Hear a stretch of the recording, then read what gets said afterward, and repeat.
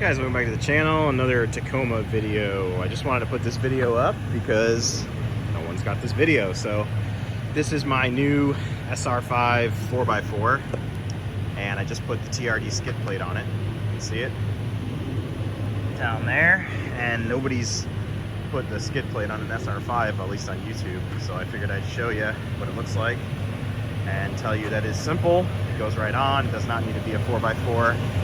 Or it does not need to be a TRD off-road or a pro. It goes right on. You can see it's pretty good. Fits nice and snug. No modifications needed except one modification. I needed to add a little spacer, a little washer. Maybe mine was damaged in shipping, who knows. But in between this bolt, there's a grade 8 spacer. I needed to space down this side about 1/8 of an inch to make it perfectly straight. So that might be the only difference on the truck. So there it is on the SR5 4x4. Just want to get this up here. It does fit. You don't need to modify.